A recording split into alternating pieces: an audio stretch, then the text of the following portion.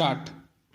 Our general view in regard to West Asia has been frequently stated. Our approach is not inimical to any country there. It is friendly to all countries, but inevitably our sympathies are with the Arab countries and with Arab nationalism, which represents today the urge of the people. Also, according to our general policy as well as our views on the present situation in West Asia, we do not accept that foreign troops should be used in any territory in the area in the circumstances prevailing there. We are convinced that there can be no settlement and no return to normality till foreign troops are removed from the area. Sometimes it is stated that these countries should be treated like tender infants and be under the guardianship of bigger countries.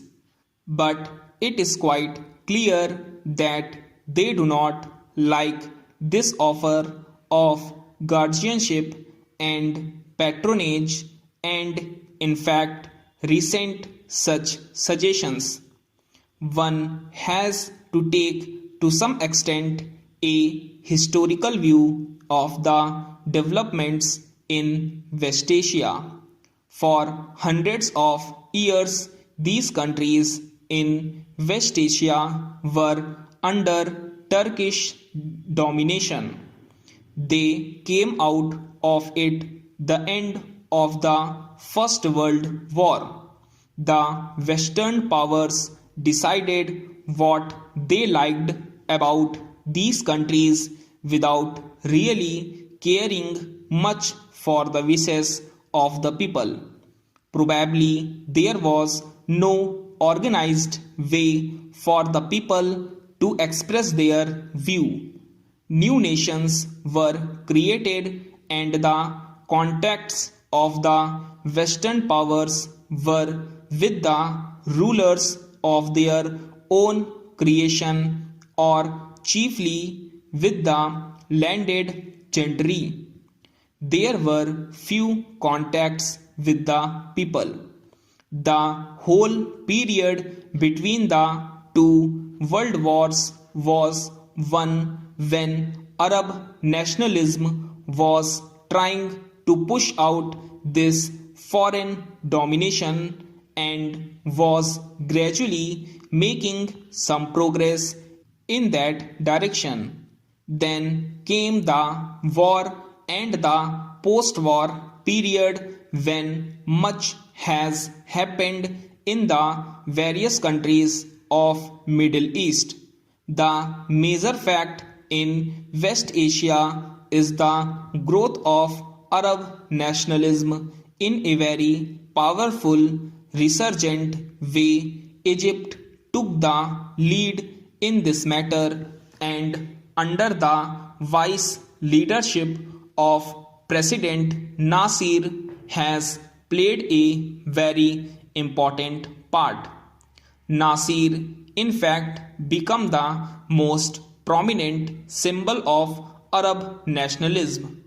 This fact, which was patent, was neither liked nor appreciated by many powers, and an attempt was made to split the Arab countries, in fact, Arab nationalism.